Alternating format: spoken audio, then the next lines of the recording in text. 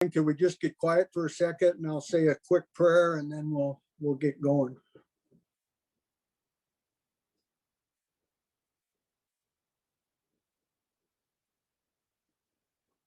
Our Creator, we are so grateful for this day and for this opportunity tonight. We thank you so much for our sobriety and the gift of each other.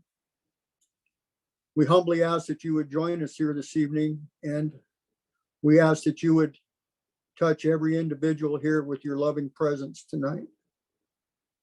We thank you so much for being in our lives. Amen. Well, I am Steve Becker, and I am an alcoholic, and I'm grateful to be here tonight. And I want to thank Ali for inviting me, and and just for the opportunity to do anything in Alcoholics Anonymous is certainly a privilege. And and I just want to thank all of you for being here tonight too. And this is this darkness that we've been kind of coming out of with the COVID, and that is, it's funny about the darkness that there's some light that always comes out of that. And the thing about it is that through all these Zoom meetings and that our family has grown to where, we can touch each other and see each other and be a part of it, where, so I'm just so grateful for that today. And before I get started, wow, I just want to say thank you to two of my greatest heroes in this program. And that's my dad and my brother Neil, who are here tonight. Thank you. Wow. I didn't know I was going to get on here right away and start crying. So, that's, we'll try to spare you some of that. All right. So I should probably qualify before we get right into step 11. And, I'm the guy in the doctor's opinion.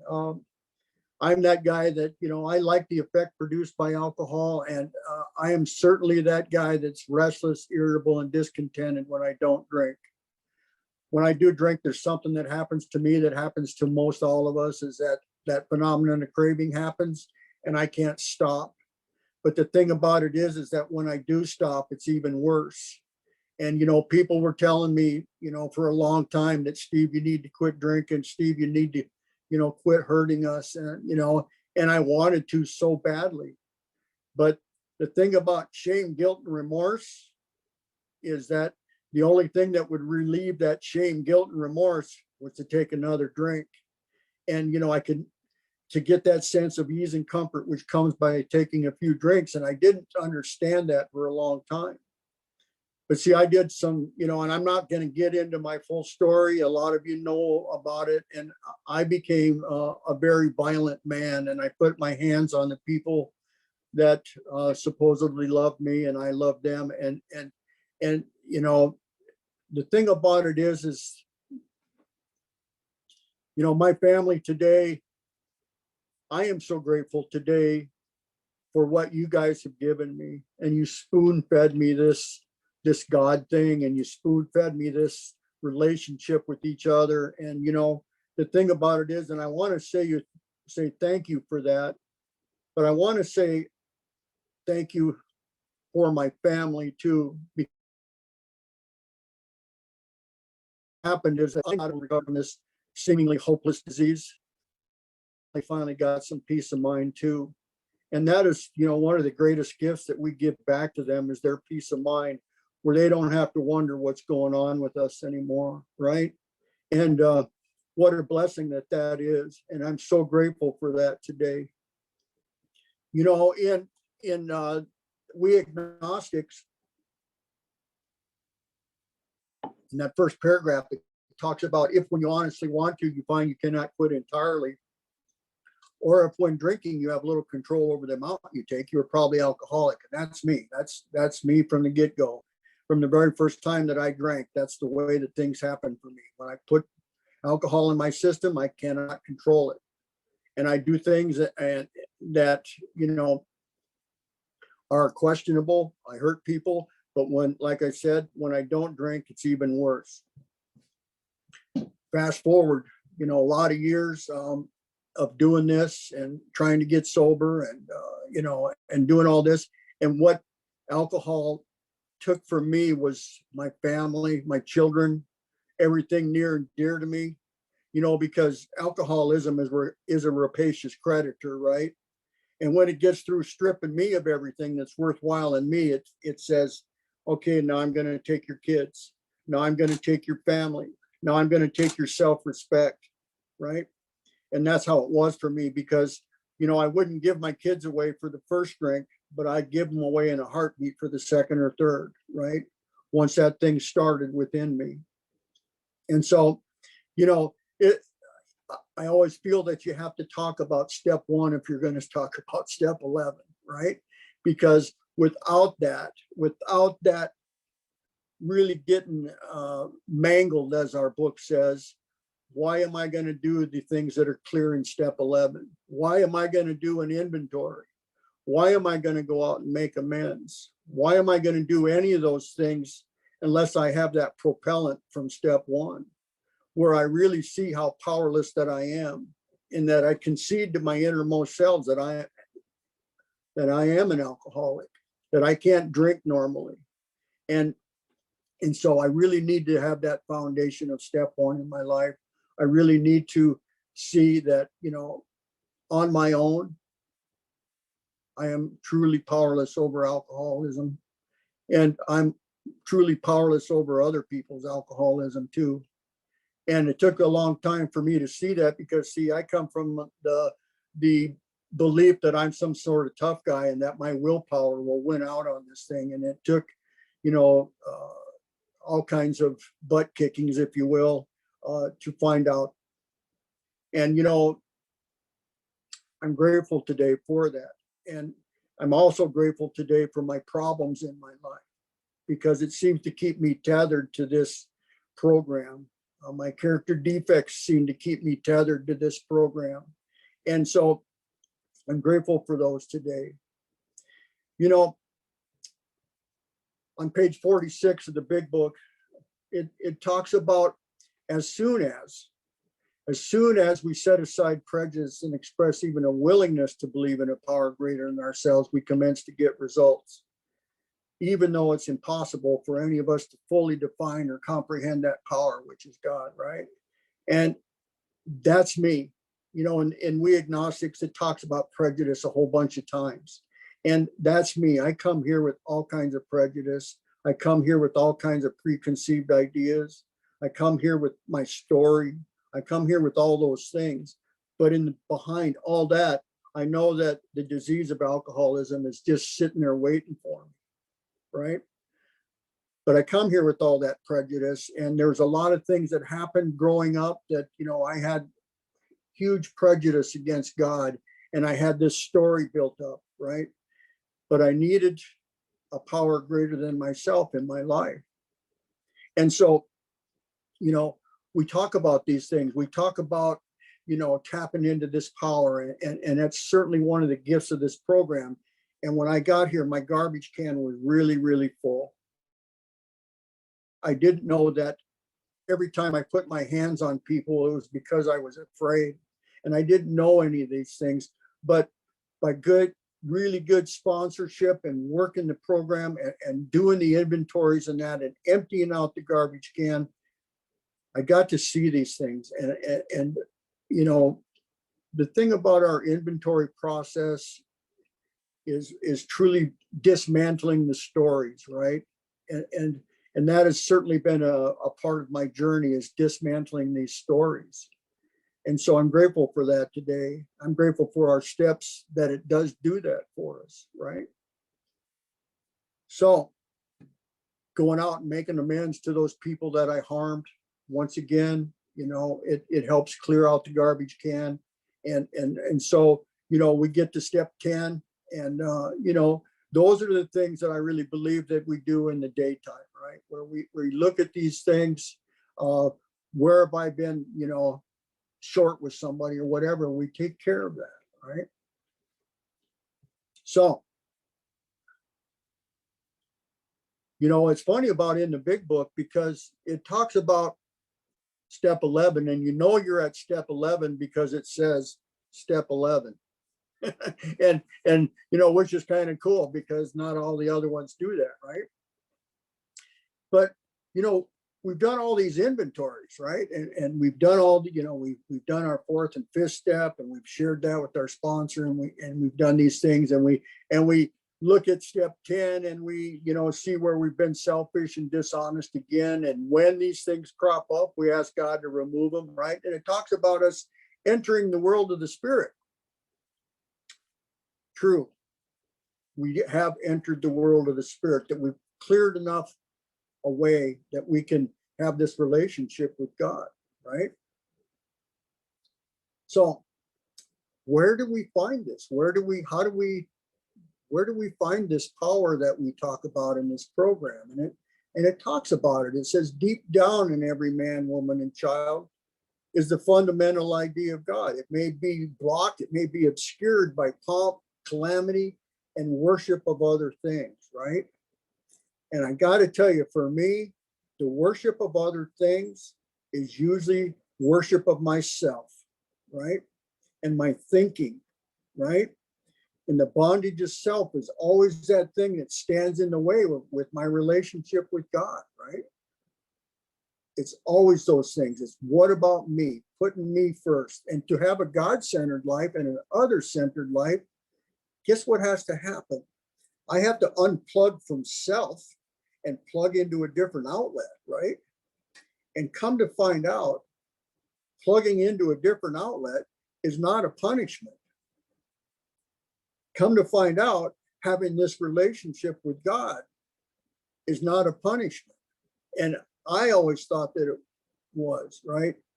And when we read the spiritual experience, thank you for reading that tonight, because that last part by Herbert Spencer, where it talks about contempt prior to investigation, that's me, because I know it's not going to work, right? I know that what you guys are talking about is not going to work, because I have this contempt, because I know, and my ego is so large that it blocks me from this relationship with God.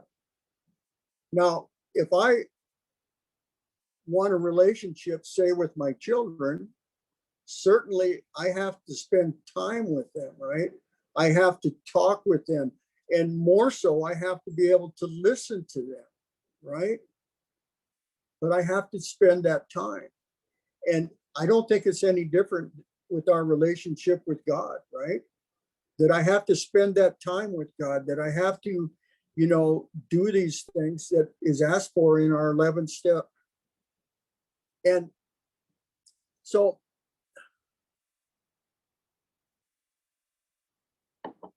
my sponsor, Scott, is really big on prayer, and he had me praying right from the beginning. And, and I'm so full of ego and pride, and worried about how people will look or see me, that, Scott wanted me to get on my knees and pray. Well, I did that, but I had to put a towel under my door so nobody could see me, right? And I live alone, which is kind of weird, you know what I mean? So, but that's the kind of ego and pride that I come here with, because, I can pee my pants and have puke all over me, but to have somebody see me praying or whatever is a whole different deal, right? Because, my pride blocks me from all these things. And so that bondage of self is truly the thing that we talk about here. And I really believe that the bondage of self is truly the thing that precedes the obsession of the mind. When I talk with my sponsees and the ones that are having trouble, right, it's this very thing that we talk about. It's that obsession of the mind, that thing that I'm always concerned with self. What about me, my life? What's happening here, right? And so what happens then? It leads into the obsession of the mind that says, what'll fix that? Take a drink. Just take a drink. It's one drink. It ain't a big deal. Well, truly, what happens in between that bondage of self and the obsession of the mind is we stop praying. That thing that, a lot of times you hear, well, I stopped going to meetings, but I'll share with you that I think people stop praying long before they stop going to meetings, right? And so I need that discipline in my life. I need that thing ever since I came here, and I've done every day. There's been a couple days where I've been out in my car and went, oops, I need to go back in and get on my knees. But every day in the last 15 years, I've gotten on my knees and prayed. And you know, the thing about prayer for me is emptying the mind, filling the heart, right? Emptying the mind and filling the heart. And so I really, for me, that's a tough thing because I have a very busy mind, right? I have a very busy mind at once. And that's why I've always prayed out loud. And I pray out loud because otherwise, all of a sudden, I'll be going down the Ganges if I'm not praying out loud. You know what I mean? That my thinking will take me somewhere and I won't be praying anymore and doing all that. But the important thing is to listen to. And we do that, right? In our meditation, we pray and then we listen. And one of the things that I've found, and this is just me, and I'm not saying it might be you, but one of the things that I found that when I finally get quiet in my meditation is that people will come across, you know, people will come across, like my friend Barb. People will come across, and guess what we do then is I've learned to have the discipline to call her and just say, hey, what's going on? You know, and when we do that, there's a connection there, right? There's a connection that God puts in front of us. And so we have to learn to listen to those things, right? The thing about prayer and the thing about the bondage of self is that for a long time, I was saying the wrong prayers because it was all about me. What do I get, right? God. And I think somewhere along the line, when we do these things and we clear away enough junk, the prayers start being more about you guys and what can we bring, right? And it says that in all kinds of places in our big book, right? On page 63, it talks about the things that we can add to life, right? Let's see. Okay, on page 86, it talks about that too. It talks about packing things into the stream of life, right? And that is so important because it's always been, what about me? What do I get here, right? And slow, little by slow here in this program, the thing that starts to happen is we start to see what we can bring, right? What can I add to life? How can I be of service to the people about me? And the thing about this relationship with God is that pretty soon we start asking God, what do you have for me to do for you today? Right? Sign me up for whatever you have for me today. Surprise me today, Lord. Guide me into what you would have me be today, right? And there's something that is, otherwise, I'm telling God what he needs to do. And that just doesn't work. You know, I know this is supposed to be an 11-step workshop, so I'll try not to preach too much, okay? But on page 86, where it talks about that, where it says when we retire at night, we constructively review our day. Were we resentful, selfish, dishonest, or afraid? Do we owe an apology? Have we kept something to ourselves which should have been discussed with another person at once? And here's the one that gets me every time. When I'm doing that 11-step inventory at night, that next sentence that comes in that paragraph is the place where I really fall short. And it says, were we kind and loving towards all? And the thing about that is, for me, is, see, it's real easy to be kind and loving towards the lovable ones, not unlovable ones. I mean, I have too hard a time with that with you guys because, you know, we all come from the same cut of, right? But at work, you know, when people aren't doing what I don't, when I think they should be doing, all those things, that kind and loving towards all is kind of fleeting for me. And so that's been one area in my life where one of my character defects is that my mind likes to create enemies.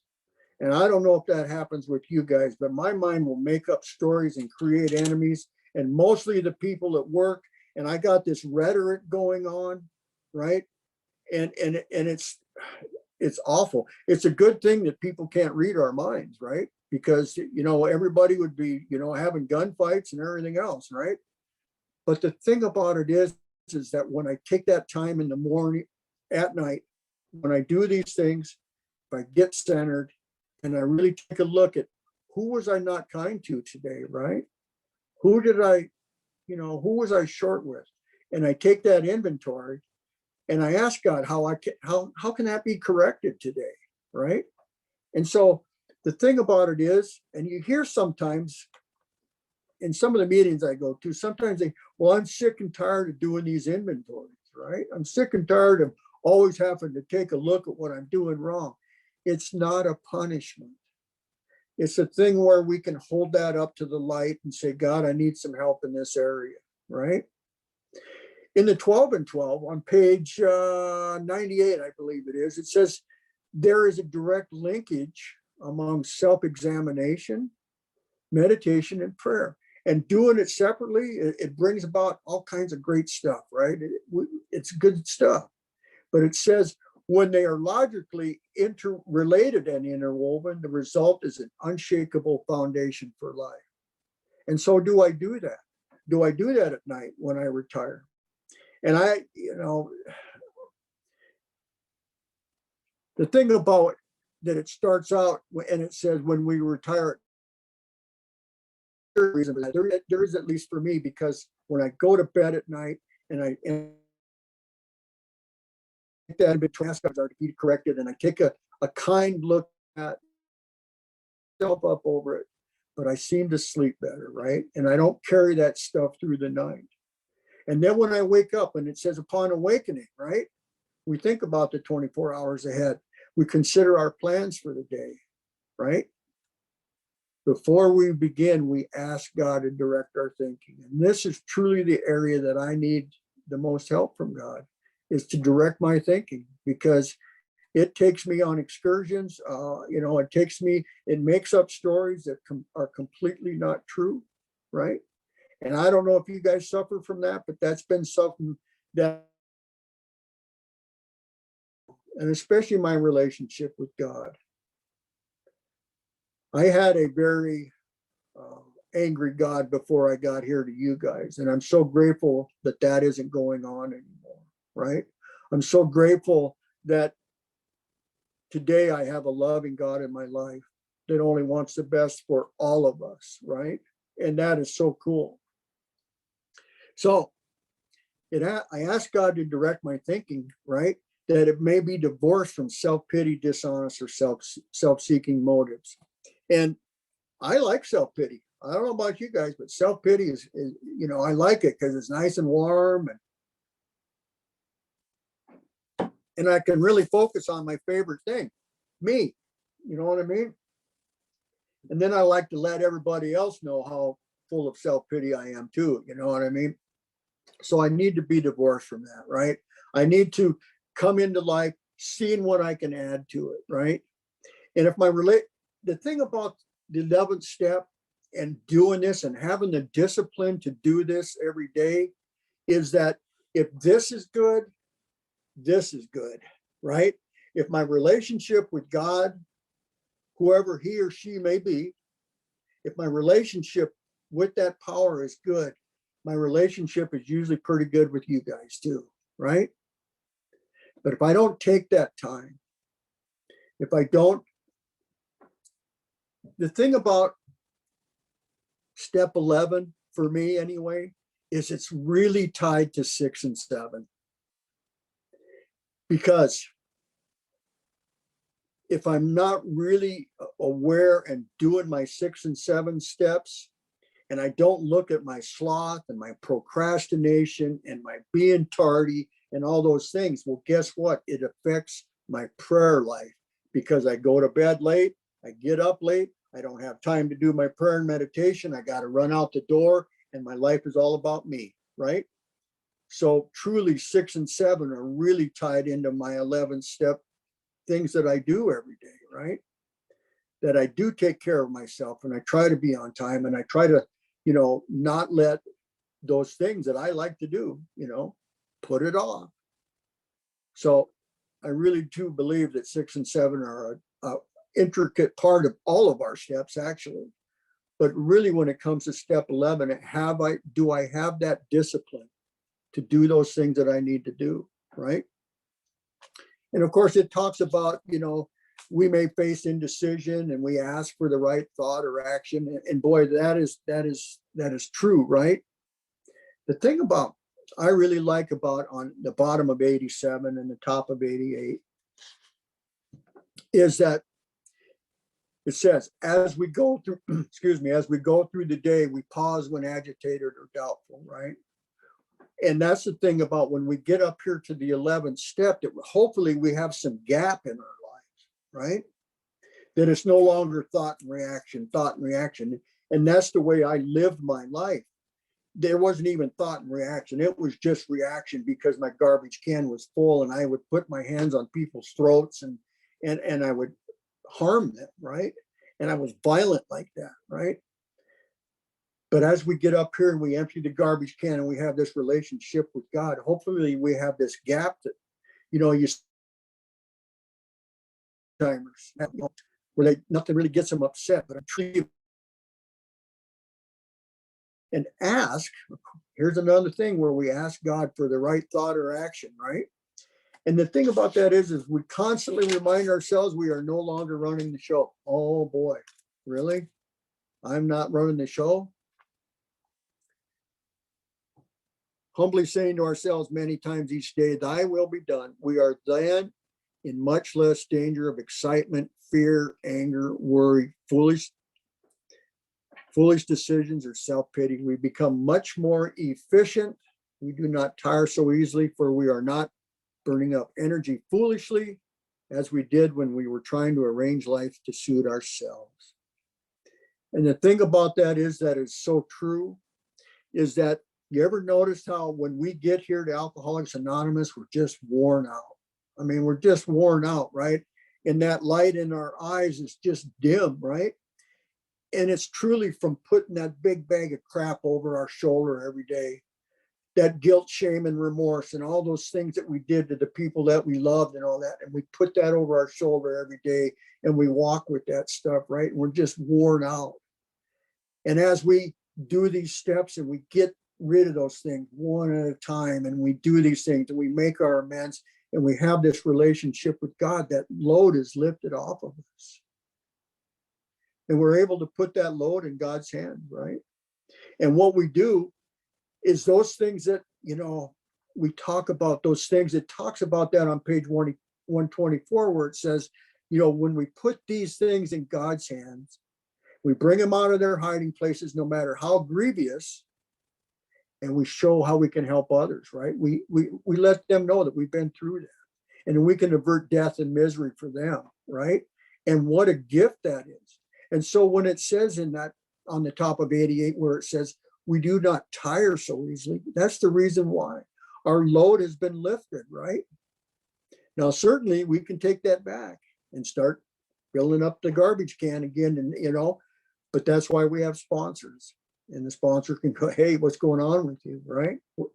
But the thing about it is have you ever noticed how dim that light is in their eyes when they get here, when we get here? But as we start to turn on the juice, that light in our eyes starts to light up again. And for me, that light in our eyes, that's God's Spirit. That's in every one of us, right? Every single one of us. You see, we have this DNA in us that's divine. Every single one of us. And we need to know that. We need to know that every one of God's kids has worth, right? Including me, including you guys. And it's such a beautiful thing to know that and to start to see that. Because, this relationship with God, what starts to happen? Love, right? and the love that we have for each other, right? And the love that we have for this God that I didn't want anything to do with. And it's such a blessing, right? I can't tell you how much you guys have given me over the years, and I'm so grateful for that. And that's why it says it works, and then it has a dash, right?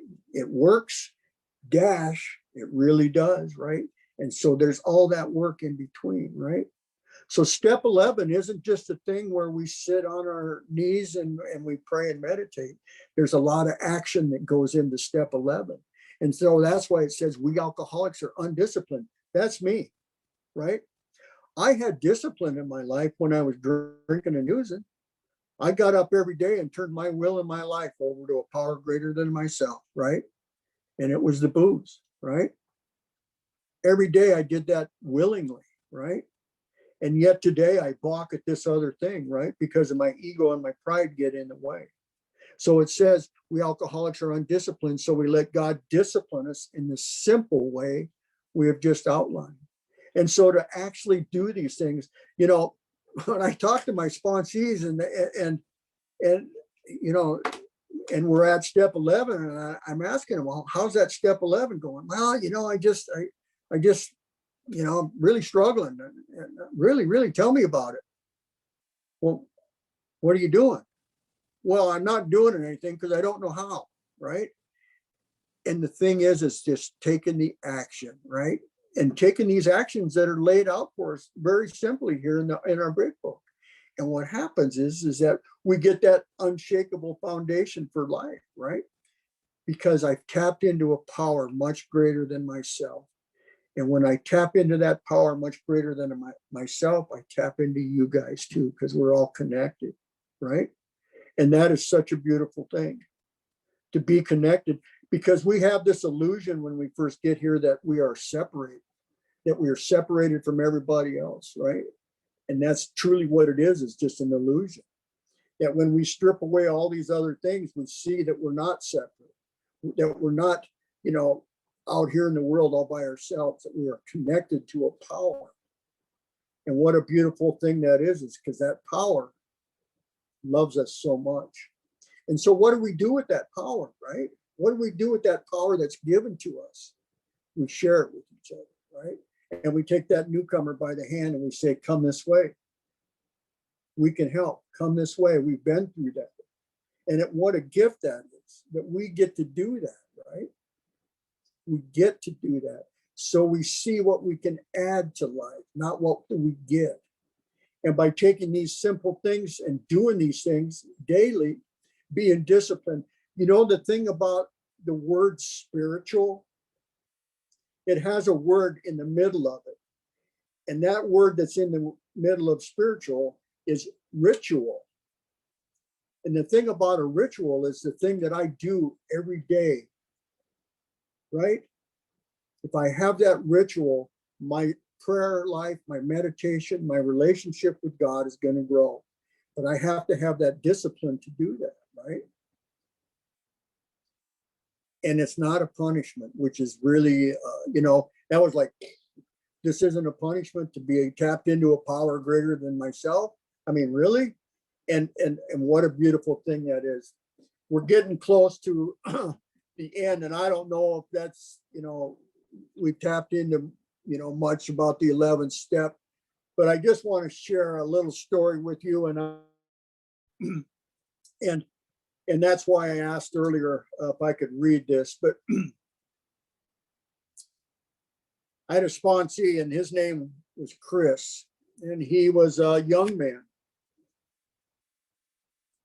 He was 36 years old, and we did the deal, and Chris got cancer, and it was a type of cancer that was very rare, and so anyway,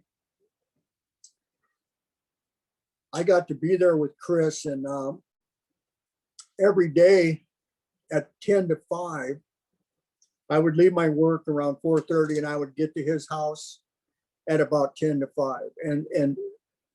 And I got to go there and read with Chris and hold his hand and pray.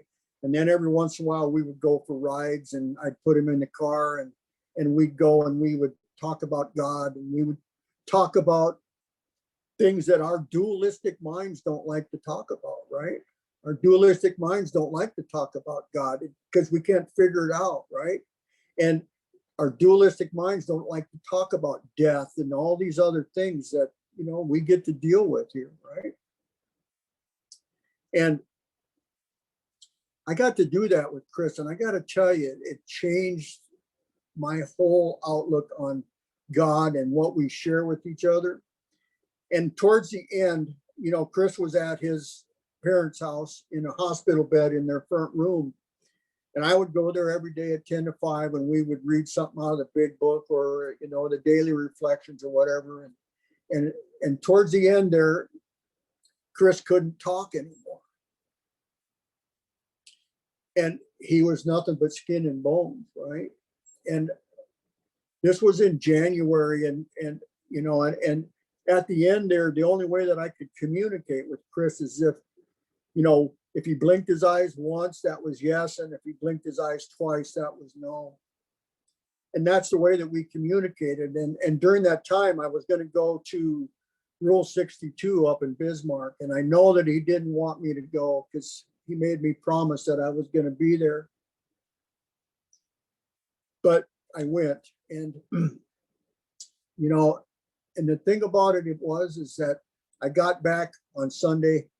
We went to the conference. It was great and all that, but I got back on Sunday, and I went and made sure that Chris knew that I was back. And the following day, on a Monday, at 10 to 5, Chris passed away. He took his last breath. And what, it was the greatest privilege of my life to be able to be there with him and to walk somebody to the other side, right? When he took his light into the other room, right? And God's presence is see, God doesn't take people, he receives them. And we have a loving God that does that, right? And the thing about it is that, and the reason I asked to be able to read this prayer tonight instead of doing it at the end is because this is not only the St. Francis prayer, but I call it the Chris prayer too, because this was his favorite prayer. And I got to read it at his funeral. And see, the thing about this thing that we do is that we get to be places, right? We get to be at our posts, right? God uses us to be at our posts to help others, right? And that is so important.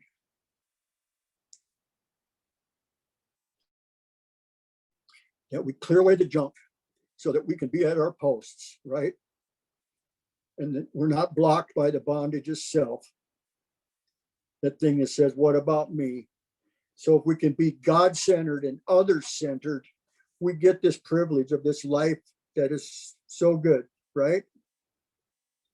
And so, if you don't mind, I'll try to read this prayer, okay? Lord, make me a channel of thy peace, that where there is hatred, I may bring love.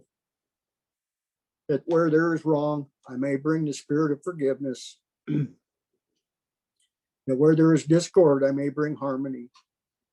That where there is error, I may bring truth. That where there is doubt, I may bring faith. That where there is despair, I may bring hope. That where there are shadows, I may bring light. That where there is sadness, I may bring joy. Lord, grant that I may seek rather to comfort than to be comforted, to understand than to be understood, to love than to be loved.